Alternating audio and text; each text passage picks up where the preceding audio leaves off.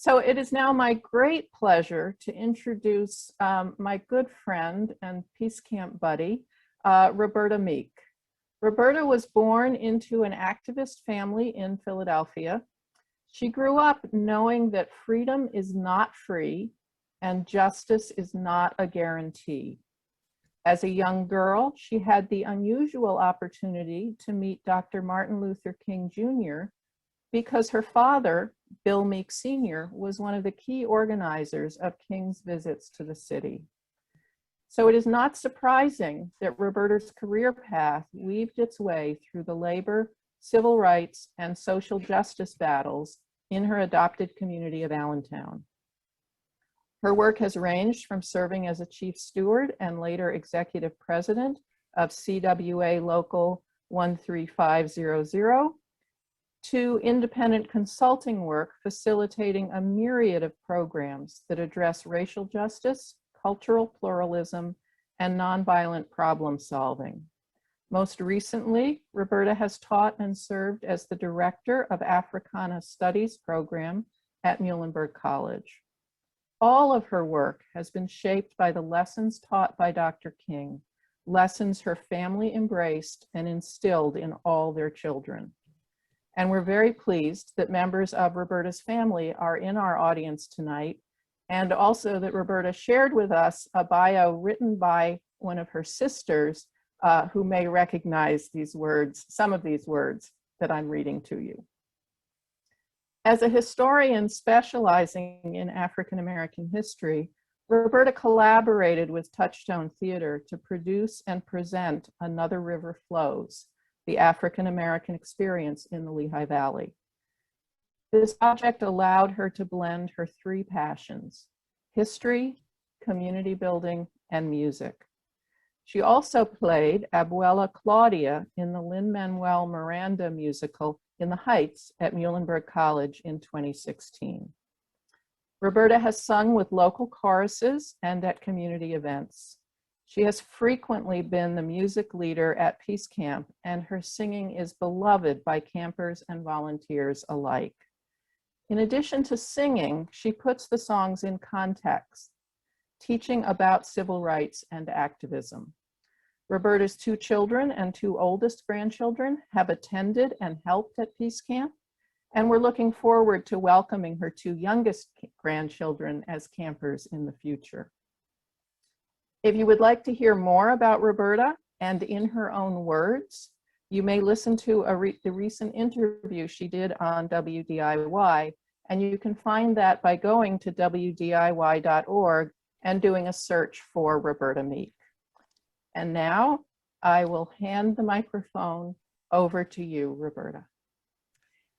Well, thank you, Margot, for that wonderful introduction. I'm not sure I recognize who you're talking about, but it's truly a pleasure and an honor to be able to speak with you all tonight. LEPOCO is an organization I have supported in one form or another for nearly 25 years. And I'm thrilled that you would trust me with your annual fundraiser and for giving me free rein on what to talk about. And in terms of making that decision, after the 2020 election cycle, which is one for the books, it seems apropos to take on the subject of voting and voting rights. And as this is Women's History Month and just a couple weeks out from Black History Month, I'll share with you some history, some stories, and some song or song fragments that provide some context for where we are with this subject today in the United States. My telling of this history will focus largely on Black women who have resisted, protested, and organized to ensure the right to vote for all Americans, but particularly Black Americans. And before I begin, I want to make sure that you know that I did not coin the term song talk. I'm not sure if she is the first or only. The person who was the fabulous, brilliant, and uber talented activist scholar Bernice Johnson Reagan. And I'll be talking about her a little later for those unfamiliar with who she is. She did If you're familiar at all with Sweet Honey in the Rock, she is the founding mother of that. I saw her about 10 or 12 years ago, and her song talk, as she called it, was revelatory for me. She seamlessly wove freedom songs, hymns, spirituals throughout her talk about the movement and her experiences in it. And I honor her tonight with my humble attempt to mimic that mastery. So I don't know how many of you can pinpoint the earliest memory of the importance of electoral politics and the right to vote, but I want to share a story of my first concrete memory of both.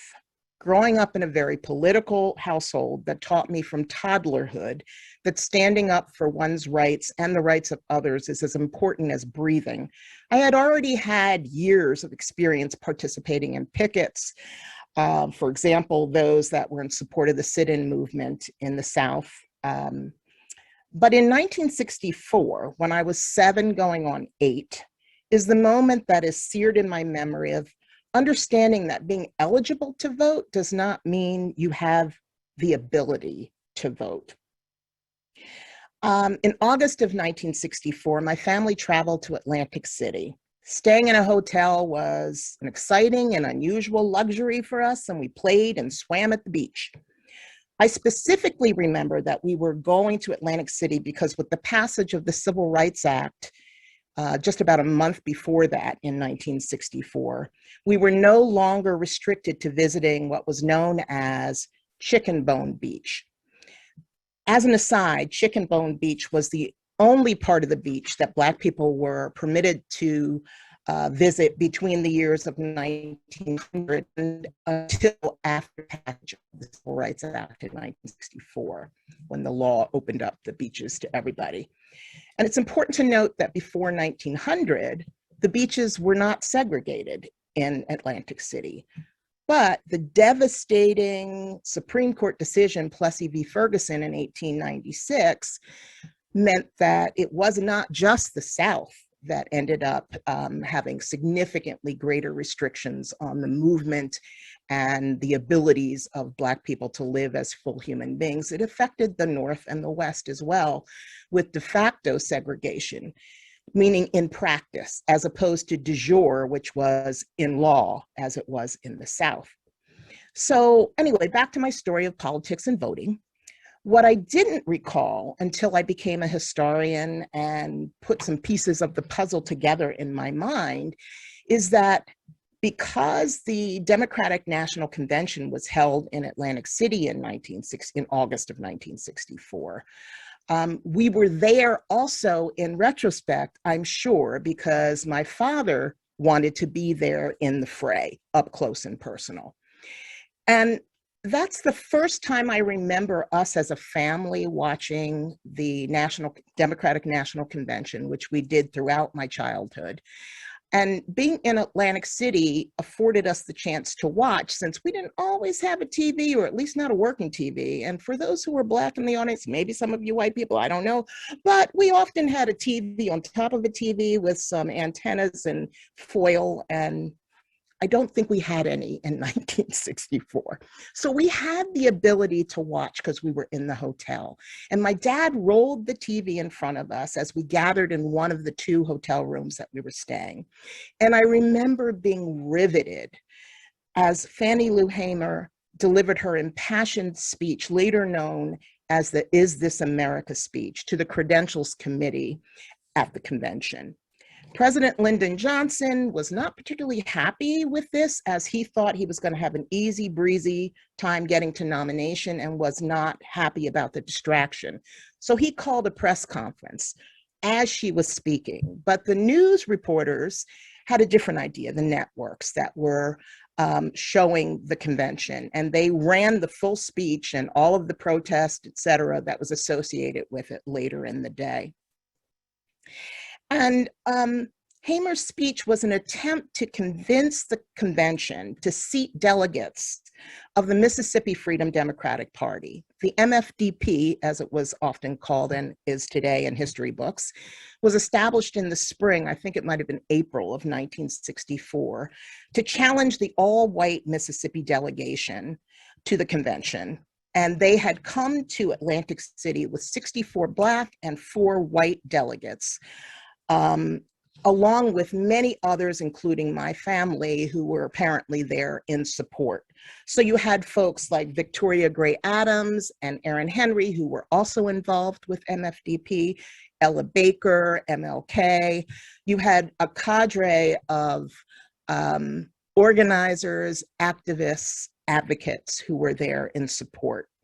And Hamer's testimony before the Credentials Committee lasted for about actually more than 8 minutes, as she recounted stories of her own experience as a sharecropper, attempting to register herself and to help register others in Mississippi. She explained how, on the way back from a particular voter registration workshop in 1963, she was arrested and beaten. Hamer provided explicit details, including that she was carried out of her cell into another cell, these are her words, where they had 2 Negro prisoners. The first Negro prisoner ordered me, by orders from the state highway patrolman, for me to lay down on a bunk bed on my face. And I laid on my face. The first Negro began to beat me. After the first Negro had beat until he was exhausted, the state highway patrolman ordered the second Negro to take the blackjack. The second Negro began to beat, and I began to work my feet. And the state highway patrolman ordered the first Negro, who had beat me, to sit on my feet, to keep me from working my feet. I began to scream, and one white man got up and began to beat me in the head and tell me to hush.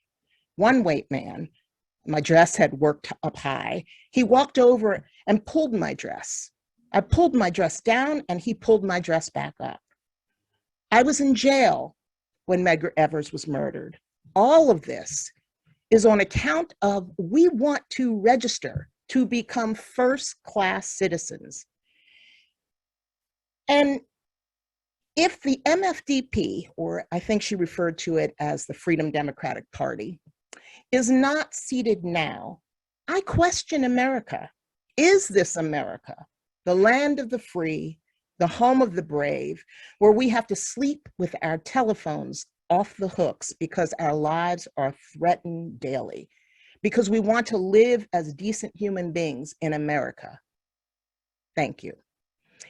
As she pondered whether to accept a compromise offer to seat 2 MFDP delegates at large, meaning that they wouldn't represent Mississippi, their home state, Hamer, Bernice Johnson Reagan, who I mentioned earlier, the Freedom Singers, MFDP delegates, Ella Baker, and supporters gathered outside in front of the images of the 3 SNCC volunteers who had been murdered at the beginning of the summer. The car, which had been purchased by playwright Lorraine Hansberry, that the 3 young men, Goodman, Schwerner, and Cheney, had been driving that fateful night outside of Philadelphia, Mississippi, and which had been dug up from the water when the bodies were discovered, was on display in Atlantic City as well.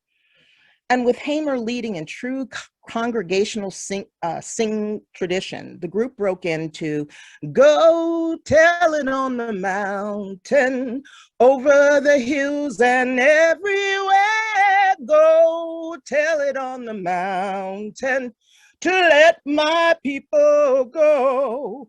Who's that yonder dressed in red? Let my people go. It must be the children Bob Moses led. Let my people go. Go tell it on the mountain, over the hills and everywhere. Go tell it on the mountain, to let my people go. And while leaders such as MLK and others tried to persuade the MFDP to accept the offer, they unanimously voted to refuse it. Hamer argued, quote, "We didn't come all this way for no 2 seats when all of us is tired," unquote. So as historian Keisha Blaine points out, Hamer's televised speech, delivered before millions, addressed two central issues that remain relevant in contemporary Black political discourse: voter suppression and state-sanctioned violence. I'll tell you this story to begin a historical journey to figure out how we got to that particular dramatic moment in my childhood, and to help explain how we continue to see efforts to disenfranchise folks today. So voting rights in the US have a long history of exclusion, not just for Black Americans. You're talking about Native Americans, Chinese Americans. Many folks have been, the right has been withheld. I'm going to focus on the African American story for the reasons I mentioned earlier. So as of the founding of the nation, voting was the purview of white men who owned property, and was only expanded with any real impact on elections when some, not all, states began to allow universal white male suffrage, regardless of property ownership, in the election of 1828. You know, the one with Andrew Jackson, the common man one, who then took all the common men who were Native American and marched them out on a trail of tears. Anyway, that's an aside. Interestingly, some states in the years of the early republic, so the late 18th century and early 19th century, allowed even universal suffrage, regardless of color or gender or property ownership, but that quickly disappeared. So that meant that some women, some Black women, some Black men, some unpropertied white men actually had the vote taken from them in those early years. So prior to the Civil War, the majority of people of African descent in the US were enslaved. They weren't considered citizens or even considered fully human. African Americans were deemed, as we have all been taught, 3/5 of a person, which was spelled out in our founding documents as a compromise and a way to boost the amount of representation slaveholding states had in Congress. The Dred Scott decision of 1857 further confirmed that citizenship and personhood were denied African Americans, so voting was certainly not a right. The decision stated, quote, "The words people of the United States and citizens are synonymous terms and mean the same thing.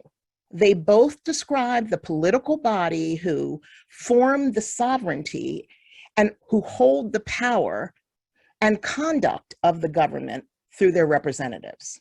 The question before us, whether the class of persons described in the plea in abatement, meaning people of African descent, compose a portion of this people and are constituent members of this sovereignty.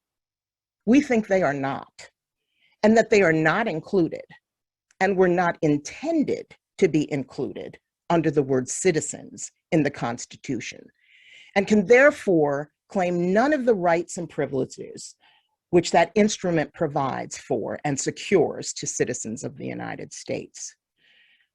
An absolutely horrific ruling.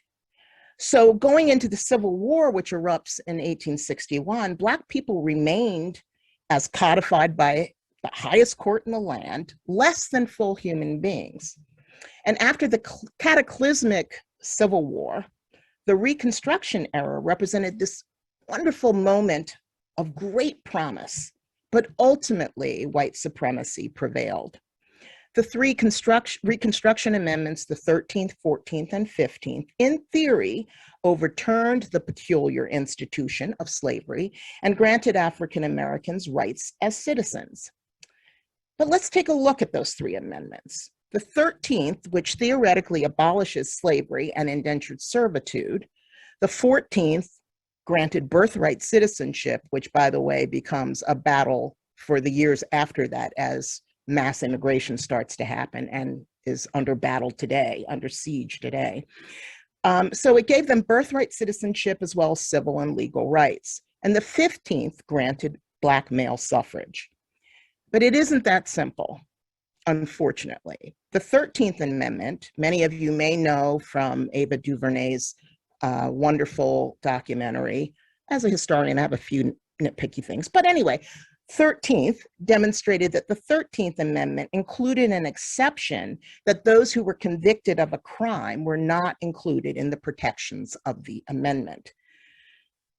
As historian and my personal advisor in grad school, Heather Ann Thompson notes, Section 2 of the 14th Amendment penalized those who denied the vote to men of each state, but at the same time permitted disenfranchisement of eligible men without affecting representation if those citizens had participated in rebellion or a crime. So as you can tell from those words, it's intended to target former Confederates. But while in theory it's meant for that, this provision actually caused incredible harm to African Americans, where white Southerners policed Black folks and charged many with crimes that were newly created, had never existed on the books. So coupled with the 13th Amendment's caveat of anyone convicted of a crime not being exempt from, the ability to enslave or indenture, meant that many, many Black people were imprisoned, disenfranchised, and forced to do unpaid labor.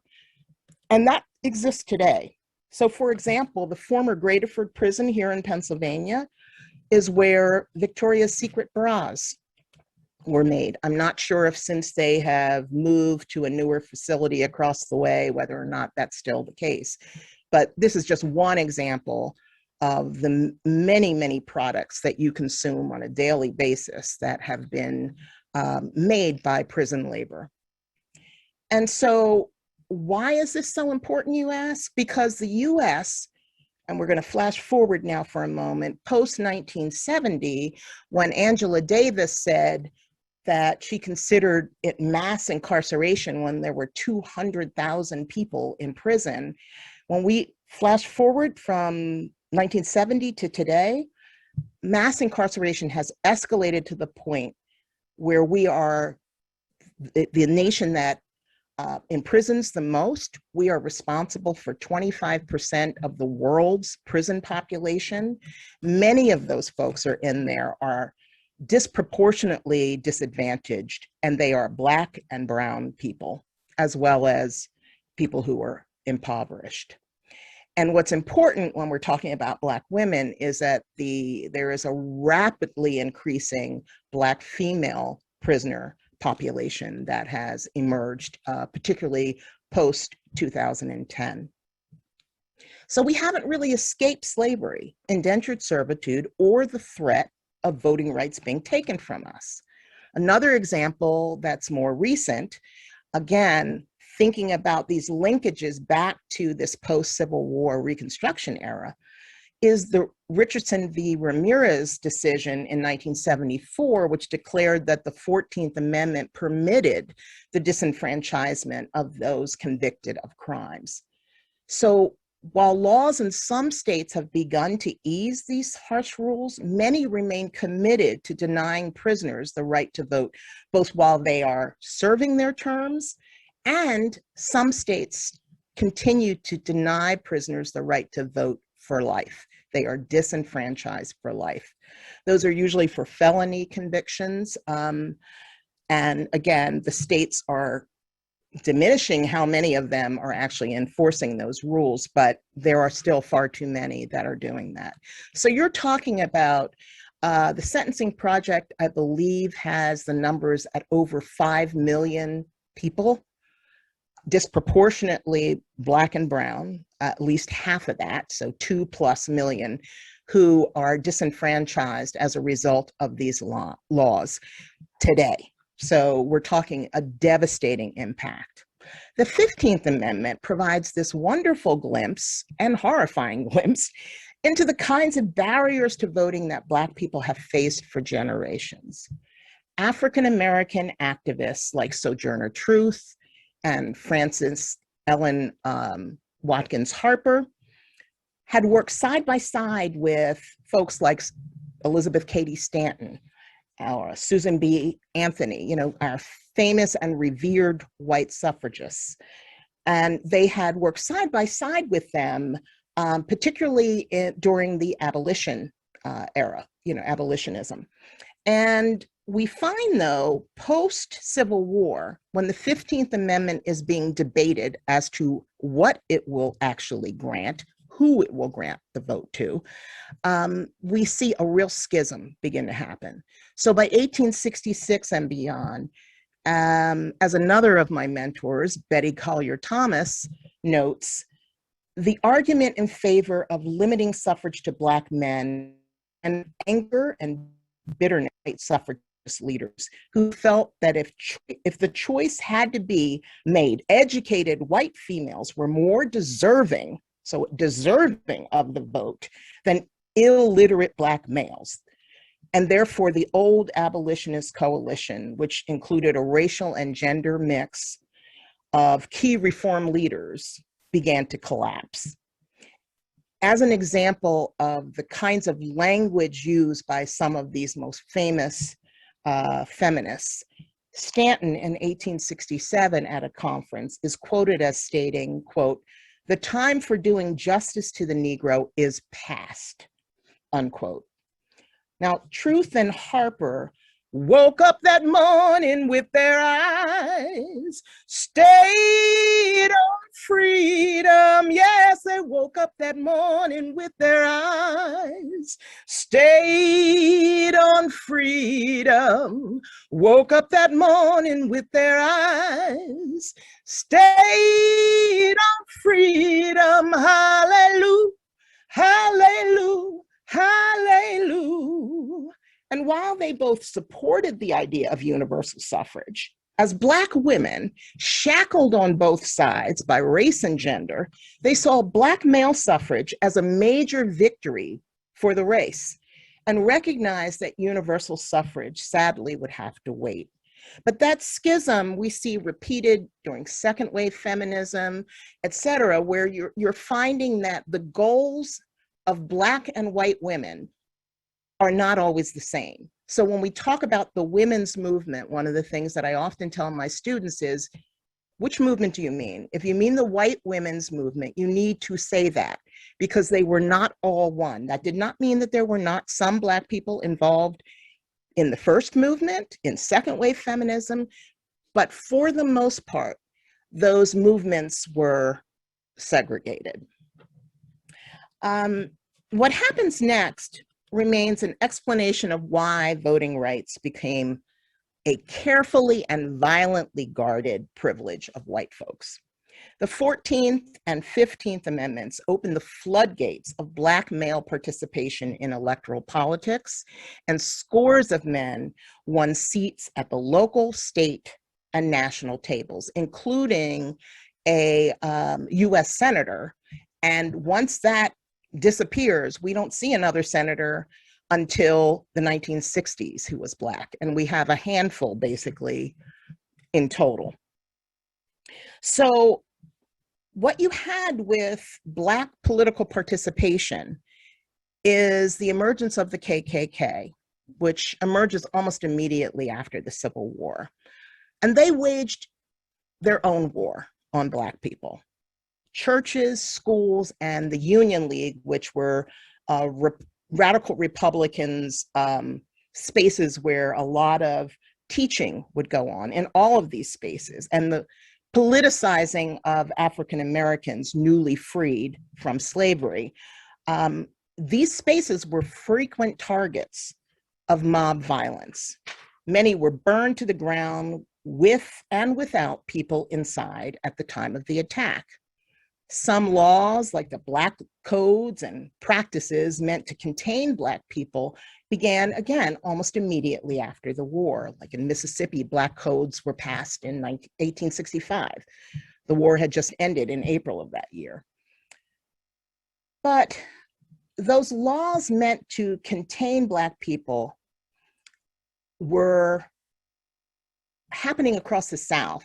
But after the end of Reconstruction, which followed the Compromise of 1876 over the presidential election, and the withdrawal of troops from the South, Black franchisement and office holding came to almost a complete end. I think the last office holder who had been elected in the South, Black man, maybe 1900, was the end of that completely. But he was pretty much a solo act. And again, that devastating Plessy decision in 1896 proved the death knell of progress.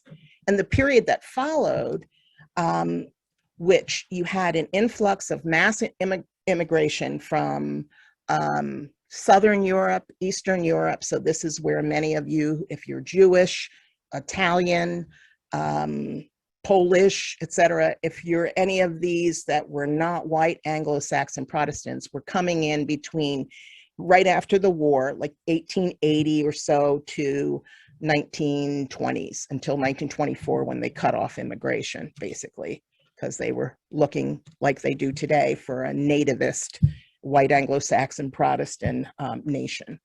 And so this era, known as the Progressive Era, was actually a regressive era for African Americans. And Rayford Logan, a scholar and historian, a Black historian and scholar in 1940 or so, coined the term for that period as the nadir, or the lowest point for African Americans in the country. I would argue that there have been far too many of those nadirs, so I'm not sure if I could specifically point to that one, sadly.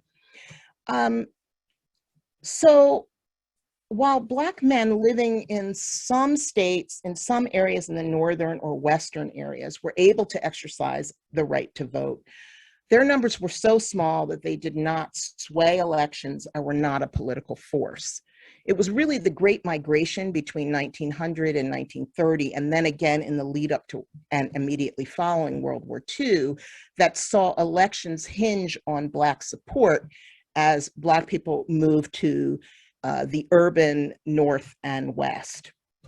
And historian Evelyn Brooks Higginbotham notes that, quote, "For Black Southern migrants, the ballot box, no less than heightened employment opportunity and the greater social mobility, served as a badge of freedom from the Jim Crow world they fled," unquote. And one of my favorite examples of this emerging political clout is that of Ida B. Wells Barnett, who I affectionately call Ida B. She's a perfect example of how women are made invisible in historical retelling, or if they are visible, it is because some historian, likely a woman, has resurrected them. Ida B. Was run out of her home and business in Memphis on the threat of death because of her harsh critique and writings on what she deemed Southern horrors, meaning lynching. After several years of travel and temporary stays, she settled in Chicago, Illinois. She is best known for her anti-lynching work, which, by the way, precedes even the founding of the NAACP by 17 years. So if anyone tries to, give total credit to the anti-lynching movement, to the NAACP, they have me to contend with. Like, that really matters. But anyway, so it's important to understand Ida B. in conversation with Booker T. Washington and W.E.B. Du Bois. By the end of the 19th century and into the very early part of the 20th century, she was the most radical of those three. You often see, again, in historical retelling, Du Bois and Washington as polar opposites, with Du Bois being the radical and Washington being the more conservative. But the bottom line is that neither of them could be deemed radical at that moment. Indeed, W.E.B. Du Bois, who lives for so many years, he morphs over time and becomes more and more radical, but he doesn't match Ida B.'s radical nature until at least a decade or two after she is really, she's really out there, and wonderfully so. And so what you have then is she became a political force in Chicago. She was a champion of women's suffrage, but was unapologetically a race woman. And to the chagrin of many white suffragists, who by the late 19th and early 20th centuries, as we have already discussed, were focused on expediency rather than justice for all, Ida B. marched in the 1913 Women's March in Washington, but with a clear-eyed focus on universal suffrage as a means to empower Black people and Black women in particular. And, in many ways, Ida B. is the embodiment of them that's got shall get, them that's not shall lose. So the Bible says, and it still is news.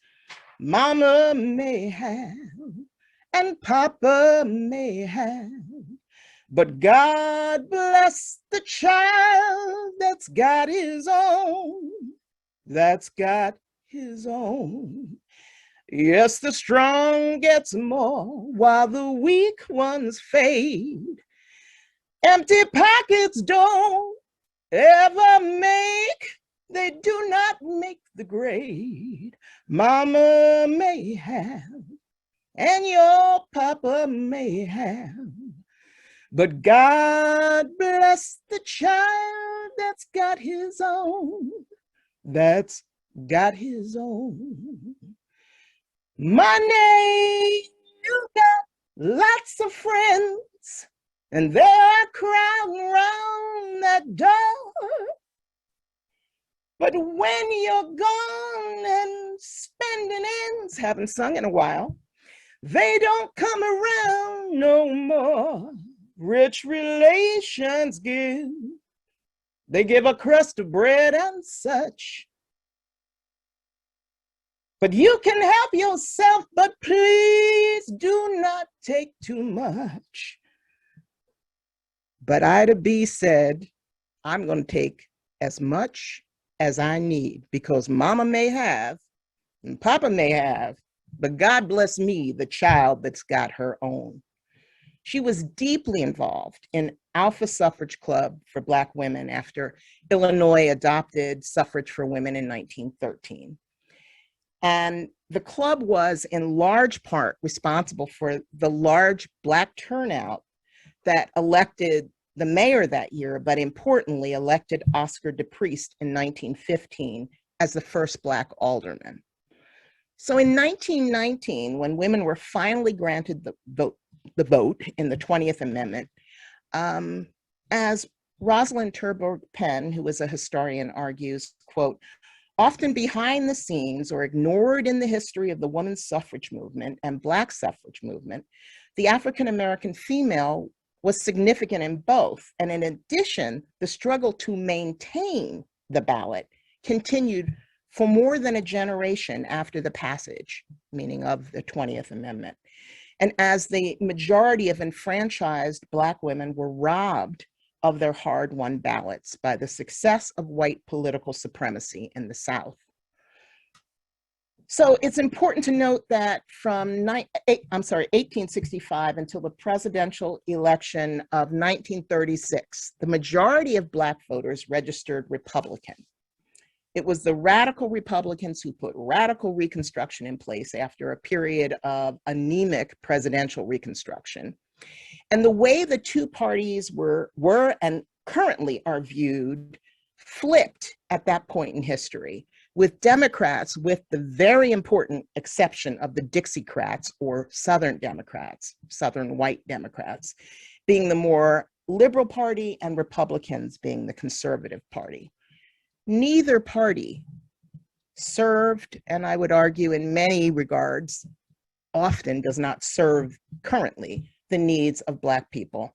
But at the time that this flips in 1936, it's Black people in Southern states, because of things that the Dixiecrats put into place, such as grandfather clauses, poll taxes, literacy tests, and sheer violent intimidation, kept Black Southerners, for the most part, from registering to vote, let alone actually voting. and at least a decade before most history books mark the beginning of what we call the modern civil rights movement, which is during and after World War II, Black activists in the South began voter registration campaigns, albeit much smaller than those that happened in the 1960s. Rosa Parks, who was mythologized and taught from preschool on up as a meek and mild seamstress, who was just too tired that day to move on the bus in Montgomery, was actually a very long-standing activist. She was indeed a quiet woman, but she was anything but meek and mild. She was raised in a home with grandparents who were Garveyites. Just as if you read about Malcolm X, he was also raised in a family that were Garveyites. And this is very key to understanding the radical nature of some of our activists' thinking. And so they were Garveyites, and her grandfather used to sit on the front porch with his rifle by his side, and she would often, at the age of 10 and under, sit out with him at night waiting for the KKK. She said he would have loved to have blown somebody away. So again, not that I'm encouraging that, but it's interesting to also note that in the South, owning guns, having guns in the house was a matter of self-protection. And so what we see with Rosa Parks is that she got involved with the NAACP, the local chapter in Montgomery, under the leadership of E.D. Nixon. And that was a moment in history when there were not many members when Nixon took over that chapter, because it was considered dangerous and a serious risk to even be seen as supporting the organization. And she was one of only a few women involved in the local chapter. But importantly, by the 1940s, an aspect of Rosa Parks that we, especially children, do not learn about is that she was working with the Women's Political Council, along with folks like Joanne Robinson, who the Women's Political Council and those two players play a key role when we get to the Montgomery bus boycott. They were the backbone of that, not the actual Black male preachers, although they took the figurehead role. But importantly, she was also involved in working to protect Black women and girls from sexual violence perpetrated by white men. And they saw voting as connected to the ability to provide that protection for Black women. And she was involved in voter registration campaigns with Nixon in the 40s. And by 1951, just to give you an example, Montgomery was 37% Black, but only 3.7% of Black eligible voters were actually registered. Also, to give you an idea of breaking that myth, she was trained at the radical space called the Highlander Folk School, and she was also a mentee of one of my sheroes, Ella Baker. And she and others weren't gonna let nobody turn them around, turn them around, turn them around. Weren't gonna let nobody turn them around. They were gonna keep on a walking, keep on a talking, marching up to freedom land. And speaking of Ella Baker, she was a force to be reckoned with. She played significant roles in all of the major civil rights organizations of the era, from the NAACP to SCLC to CORE. And in 1957, after the bus boycott, when SCLC was founded and became what is known as MLK's organization, she was involved and hired there. And she believed strongly in what we call participatory democracy. She called it kind of group-centered leadership rather than a hierarchical structure, top-down leadership. And she often challenged MLK and the other Black male ministers in SCLC on their style, which she deemed to be autocratic. And after the sit-in movement began in February of 1960, it was Ella Baker who called these young leaders, mostly Black, who were attending Black what we now call historically Black colleges and universities, which at the time were essentially the only places that Black folks could go for higher ed. But as it quickly moved across the South, by April of 1960, she called everyone together at Shaw University in Raleigh, North Carolina. And while a mentor, confidant, advisor of these young leaders, she was not the titular head. She did not tell them what to do. She helped them, though, to craft the founding documents and platform for the organization that became known as SNCC, the Student Nonviolent Coordinating Committee. And she was deeply involved with them as they forged a very different path than other civil rights organizations of the time. Rather than protests and marches, which were still and already happening, SNCC took on the very dangerous task of grassroots organizing and voter registration drives in the rural South, not in the cities, not where, you know, you had sidewalks, where you had really scary places to be. And Bernice Johnson Reagan, who you didn't think I'd ever come back to, joined the movement. She joined SNCC during the Albany, Georgia campaign in 1962. And as a founding member of the Freedom Singers, they raised thousands of dollars for the organization. And she describes Ella Baker as her political mother. Reagan states that she, Ella Baker, always greeted everyone. In the middle of the most intense movement crisis, Miss Baker would always ask you about your person, your home, your children, your food, your thinking. Through her asking, she taught us that no movement could exist without individuals, and that any movement organization had to take care of its people, the ones who made up that movement. And one of the things that happened during these years was that a killing of those 3 young men during at the very beginning of Freedom Summer, actually before people even went south. And her words were captured by Bernice Johnson Reagan in a song that Sweet Honey in the Rock does, in which she proclaimed, "We who believe in freedom cannot rest. We who believe in freedom cannot rest until it comes, until the killing of Black men, Black mothers' sons, is as important as the killing of white men, white mother's sons." So her words are profound. And she speaks about not clutching to power, not needing the light, but you must stand up against tyranny. And that brings us back to 1964, with Freedom Summer followed by the 1965 Voting Rights Act, which together helped really create what was unfortunately seen as the end of the civil rights era.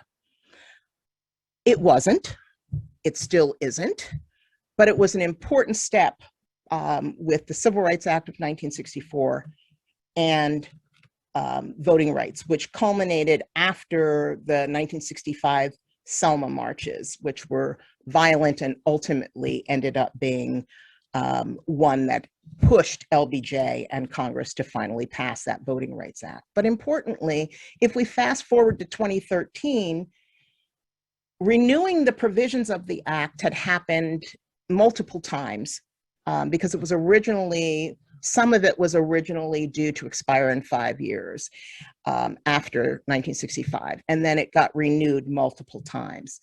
But in 2013, the Supreme Court, once again, the highest court in the land, deemed the specific provision that required Southern states to get approval from the US federal government before making changes to voting laws, they considered it, quote unquote, outdated.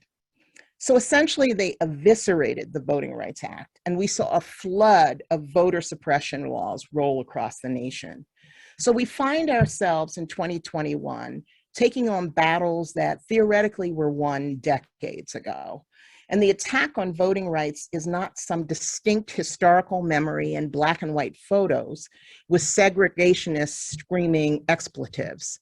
It's full color today with, yes, I will call out specific folks, Republicans attempting to disenfranchise African Americans, people of color, and poor people. With gerrymandering, prison gerrymandering, all kinds of gerrymandering that goes on, voter ID laws, and attempts to do away with or significantly curtail mail-in and early voting. We are once again deep in the struggle. And folks like Stacey Abrams, as many of you know, she's the quintessential example of a fierce advocate for anti-voter suppression activism. But she's not alone.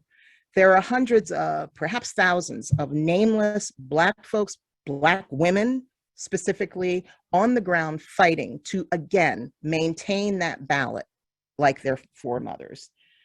There's so much more to this story that I wish I could tell you, but I have run out of time. So I'm going to close with that and say, one day, we shall overcome. We shall overcome. I pray that one day soon we shall overcome. One day soon, oh, deep in my heart, I do believe we shall overcome someday. Thank you for your time and attention. No, Roberta, thank you for that wonderful, informative and inspiring presentation. Just touching my heart, thank you. And thank you to everyone who attended, and for your attendance and for supporting LEPOCO's work for peace and justice. And with that, we'll say good night. Thank you all.